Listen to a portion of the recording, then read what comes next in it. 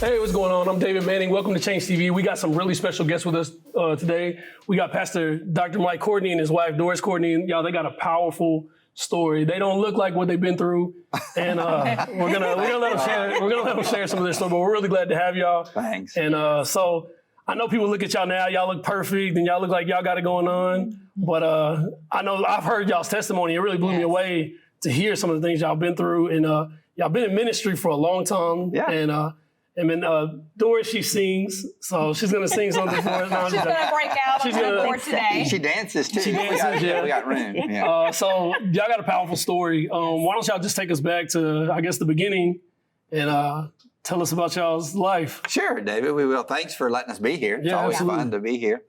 I grew up in a parsonage in a very, very dysfunctional home. My father was bipolar, and it created a lot of chaos in our family and our lives. It created some voids in me that I wasn't really aware of until about the time that we got married. Doris, on the other hand, grew up in a house full of saints. Tell me about your dad.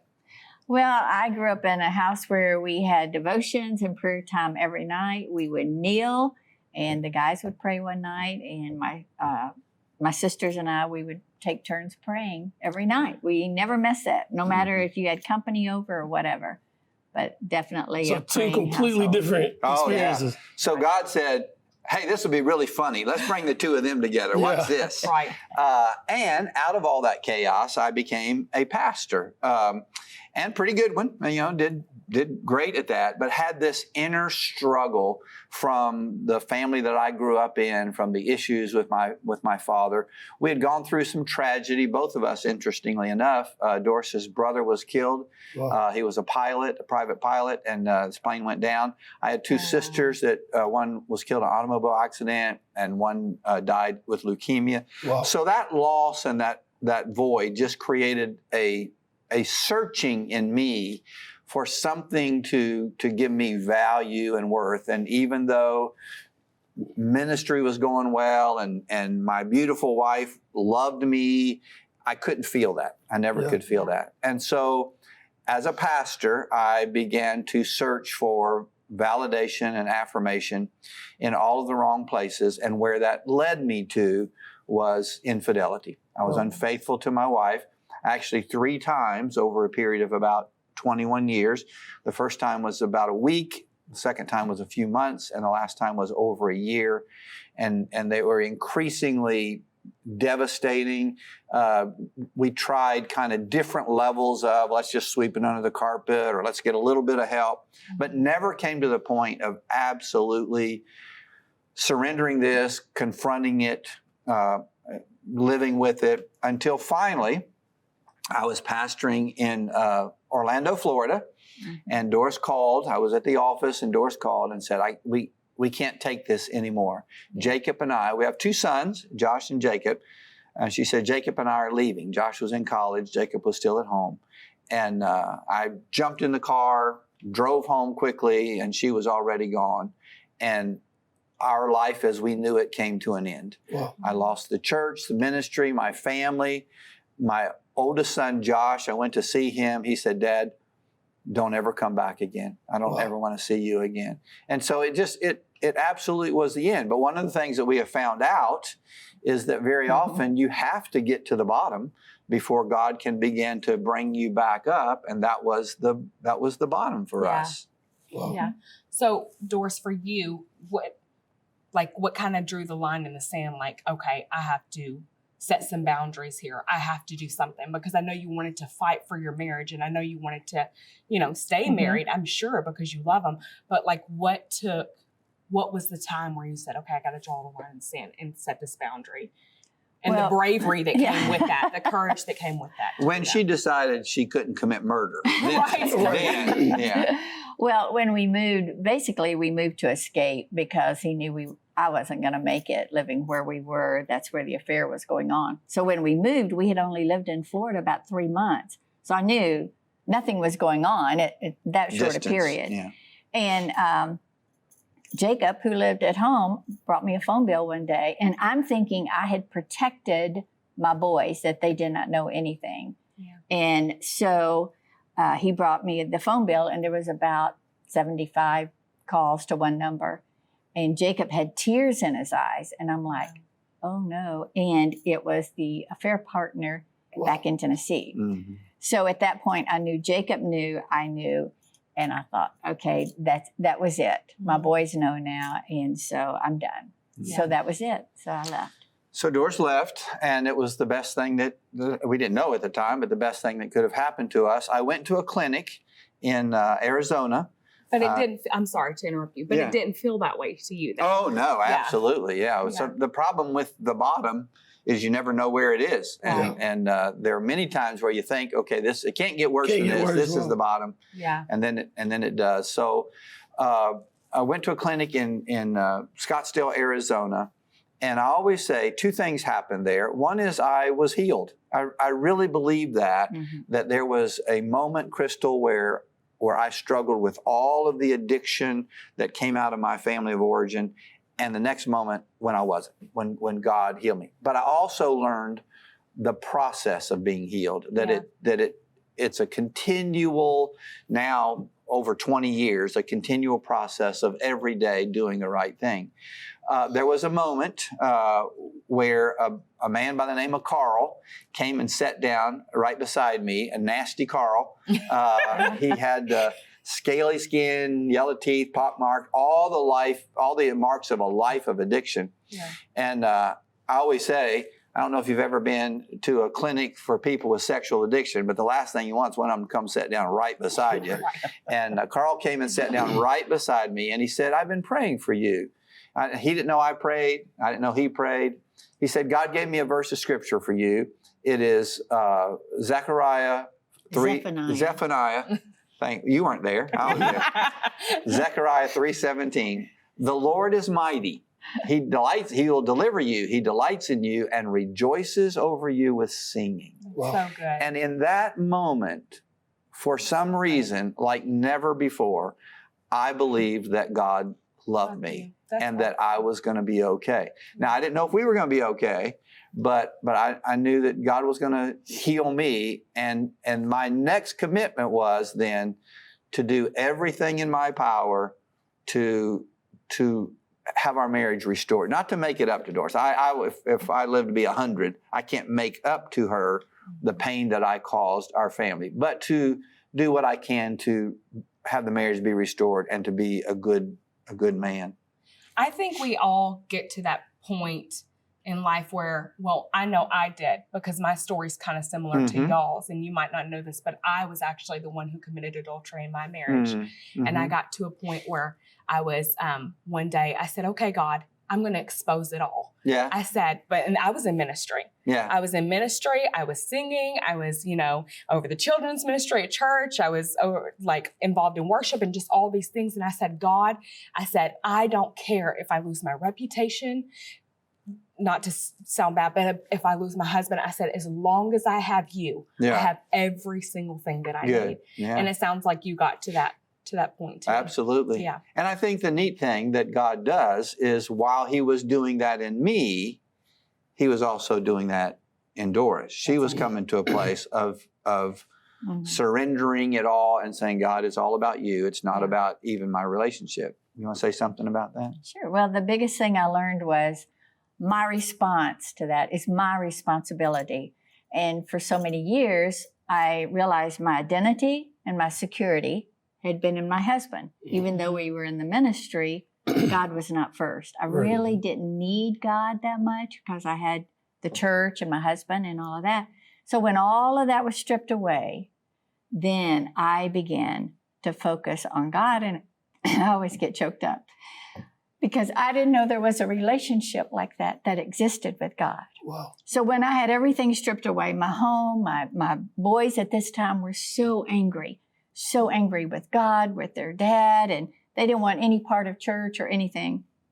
I moved in with my sister, and I remember just focusing on God, saturating myself in His Word. Wow. And I tell you, it made the biggest difference in my life. He began to put in me this confidence in who I am And all of the things, I could go on, but all of the things he did for me during that time. Instead of trying, so many women try to fix their husband. And I did that too for a lot of years. That doesn't work. You focus on yourself and your relationship. You know, I think it's so awesome, like seeing you guys now. Like I know y'all on the healed side, and I think it's like he's not moved by our mess. You know, like he can handle it all. You know, and it's just I think sometimes people they've either been hurt by someone who's done something or whatever, but he's not moved by it. He can handle it. And I think that sometimes we have this idea like, oh, well, they don't love God or these people's not serious. And it's like that's not the case. People are broken. Yeah. People are just broken. And God can handle it. But it's our job to expose it and walk it out. Because, I mean, a lot of people could have been in that situation. And there's probably a lot of people who's been through that they're not sitting here years later on the hillside. It's like, that's fine. I'm going to move on. And that's what we do a lot. I think, us as people, I'm going to replace the spouse. I'm going to replace the church. I'm going to replace the job. But it's like, brokenness isn't us. It's like if we don't get that handled, we're going to keep repeating the cycle. That's good, David. We say in the 12 steps often, wherever I go, there I am. Yeah. And so I can go to a different wife. I can go to a different town, which is what we did. I can go to a different profession. But I still have the brokenness inside me and come into that place where I'm willing to speak it out. I think it has to be confessed, where I'm willing to speak it out and then face the consequences of it. God, whatever there is. And there are still consequences today, 20 years later, but God has done. That's what I was going to ask y'all. I mean, when y'all came back together, it wasn't probably just, all right, perfect, everything's fine. I'm sure there was even still a lot of things she probably... Can y'all talk about that healing process, like how it was y'all coming back together? I was almost immediately perfect, but Doris had a lot of course. No, there was now, again, let me say, because God had done such a work in Doris, we'll get to this in just a moment. What I do now is counsel with men who are going through this, and I'll say to them, you're not married to my wife. Not every wife can take this way, but because Doris had been found such a healing place with God, there was grace from her immediately. Now, there was a cautious grace. She said, Ronald Reagan used to say, believe but verify, but trust but verify.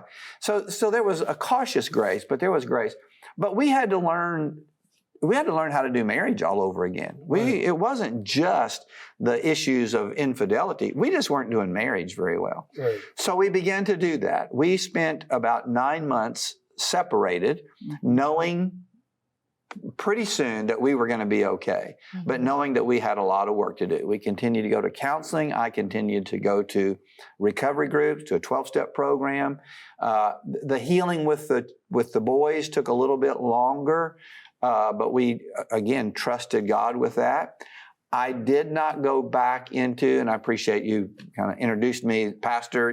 I did not go back into ministry because I felt like one of the consequences of that was, at least for a long, long, long time, that was not a safe place for me. That was not available to me. So we took our time and trusted God, and were patient with the process of healing.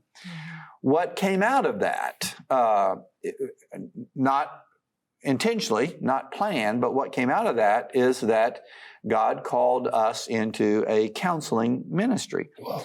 And so 2 or 3 years after my own recovery, I'd written a book called Failure and How I Achieved It. It's available on Amazon. I'm just kidding. That's a shameless plug. I felt this call to go into a counseling ministry. And so people will say to me, did you start branches? I say, oh no, I had a room with a shingle out front and a room full of drunks meeting about 3 times a week. And that's as big as I saw. But God began to bless that. He began to use that. He brought the right counselors. He brought the right people. Today, Branches has 5 offices across Middle Tennessee, about 30 therapists. Last year, we saw 18,000 people. And God has done an amazing thing with that. And here's the best part of the whole story. You remember that son, Josh, that said, Dad, I don't ever want to see you again. I don't. He's now, I get choked up when I say this. Sure. He's now the director of Branches. He has stepped up. I've kind of stepped back, and he has taken over. So God has the ability to do something with that if we will give that to Him. I have a friend who has a great quote.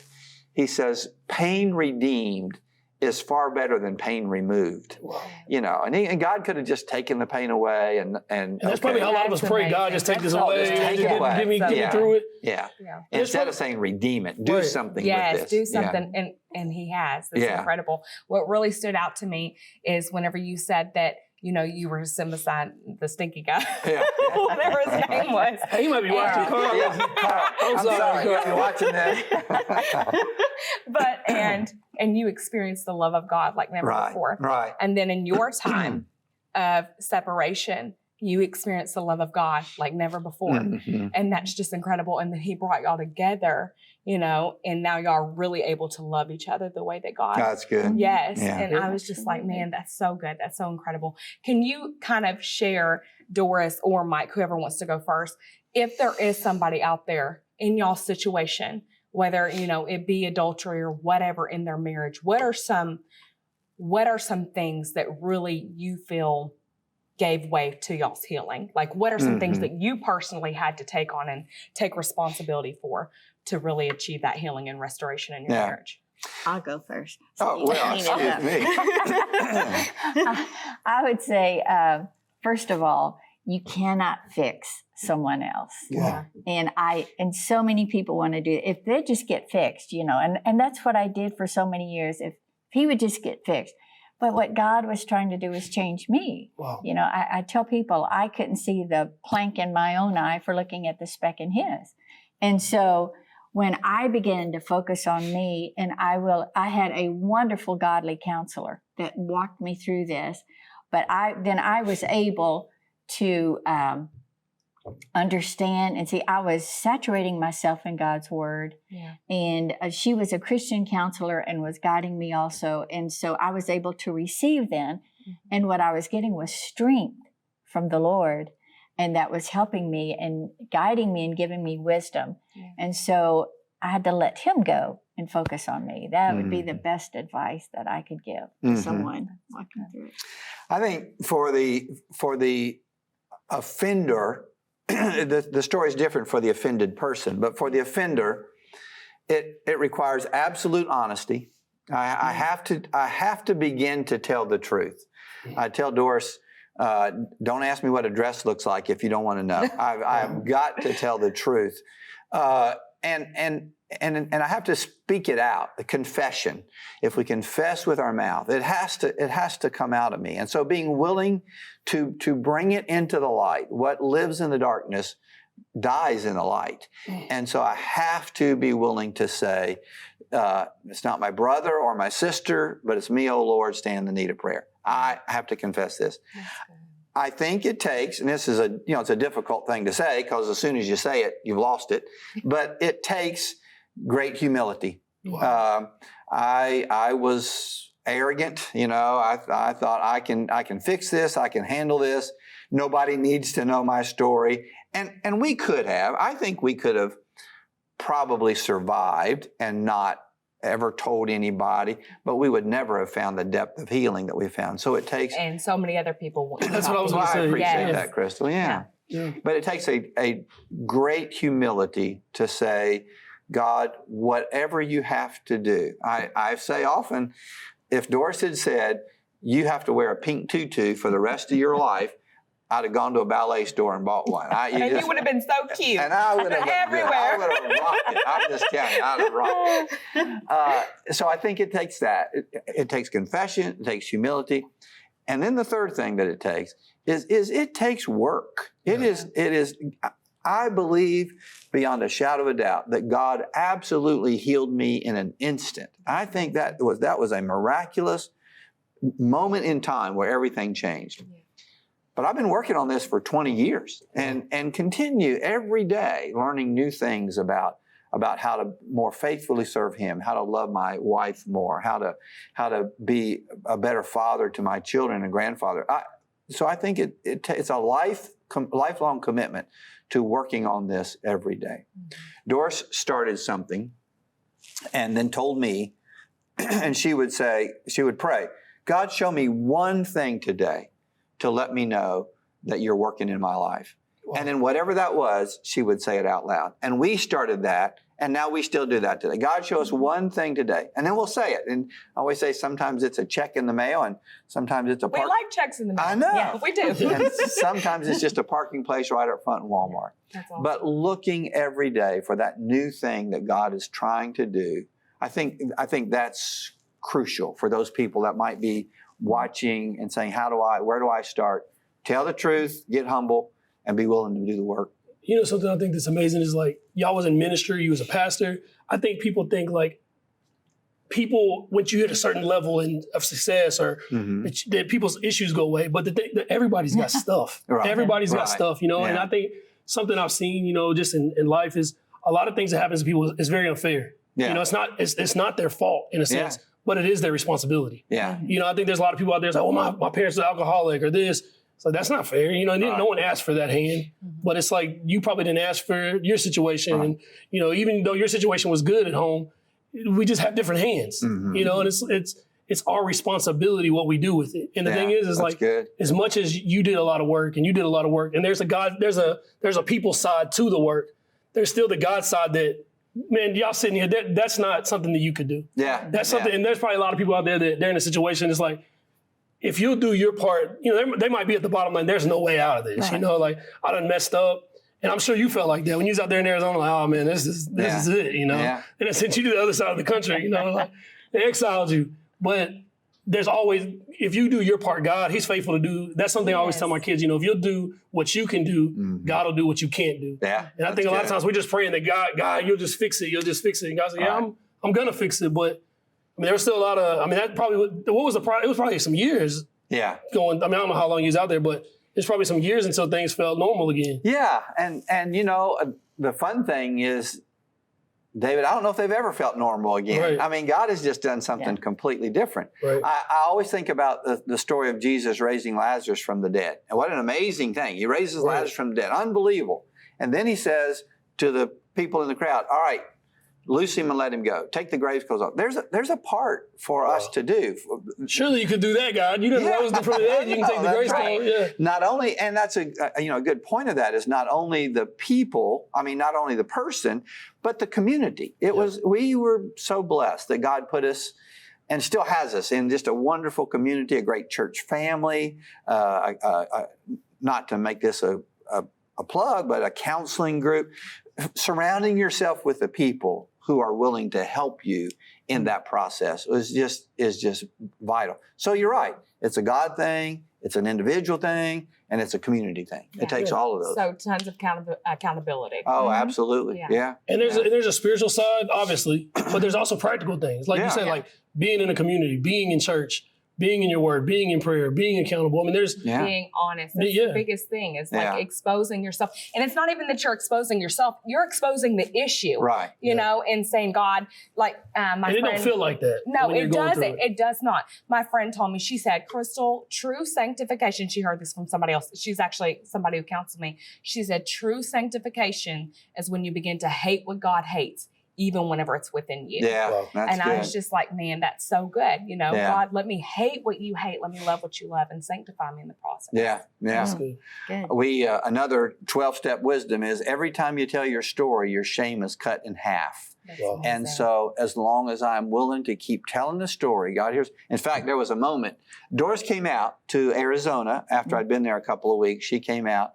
And at the end of that week, I remember saying to her, I'm looking forward to the time when God puts this behind us and we never have to talk about this again. And God heard that and just laughed and laughed. And now about 3 or 4 times a week, I tell that story to another man who's come into my office and said, hey, I need some help with this. So God's been faithful. He's been good. And it's not been a perfect path, but He's good. He's answered prayer all along the way. Wow. So do y'all have anything else? I mean, y'all have told a lot, but is there anything else that y'all want to say before we close out? Well, I would, confess your undying love to her. I would like to say that, God knew somehow way back then that she would need such an amazing husband. Right, exactly. No, I would like to say that you feel like so it's interesting, Crystal, that you feel like This is the only story. Nobody's ever been through this. Nobody knows and there are people around. There are people walking beside you into the factory. They need to hear. Right. They need to hear about your wounds. They don't need to know about your successes. Right. They need to hear about your wounds and your hurt and your brokenness. Because in that, God will not only bring healing to you, He'll do something in them that is exceeding abundantly more than we can ask or imagine. And that's exactly what He's done. Yeah. So y'all, we're so thankful for having y'all on. Thank you. And, really, we brought them on today, not just so they can share their story, but so they can share their story that you can get hope. Your story may not be their story. You may not have been through, adultery or this thing, but you may be out there struggling. We're all struggling with something. Mm-hmm. Everybody's struggling with something. And the same God that brought them from there to here is the same God that brought us. Yes. That can bring you. But there's the spiritual side, there's the God side. And I'll tell you this, God is faithful to do His side. Mm-hmm. But we got to be faithful to do our side. And that's a choice. Yeah. And, my hope is that you choose. And, man, we're here, and we're praying for you. And I promise you that if you do your side, that God will do His. So, man, that's all we got for today. Y'all, thank you for tuning in for ChangeTV. The number one question that I'm always asked is, how did you ever trust again after 3 affairs? And I can always say I had a transfer of trust from Michael to Jesus Christ. And let me just say, it made all the difference in the world. I had godly people praying. Don't ever forget the people that you surround yourself with praying for you. That makes all the difference. God hears that and He answers that, because while you're going through it, you feel like you can't even pray at some point. But when you have godly people praying, it makes all the difference. God has done more than I ever dreamed or imagined. Wow, that's pretty good. You're good at this. I hear Doris talk about that transfer of trust. And one of the things that did for me is it took a tremendous amount of pressure off of me, because I recognized that even for her, God was in charge of this. God was responsible for the healing. And so I need to do the right thing. I need to respond in the right way. But it is not my job to fix her. And I trust God in allowing that to happen. So for me, that transfer of trust meant that I'm trusting God with the process. It's not my it's not in my ability, and it's not my responsibility to make this marriage work. I do the right thing. I trust Him every day, and He brings the increase. He brings the healing. And He has done that in her. He has done that in our children. He's done that in branches. And so we see that over and over and over again. So what I'd like to do, if it's all right, is just to pray with those people that are watching. Perhaps you're going through this. Perhaps you know someone that's going through this. I'd encourage you to encourage them to find a godly counselor, to get involved in the right community, to make confession in their church. But I'd just like to pray over you that you would understand the healing and the hope that God has. Father, bless each person that's watching this, perhaps those people going through this. May they know the love of God that takes away all sin. Draw them close to you and bless them. In your name we pray, amen.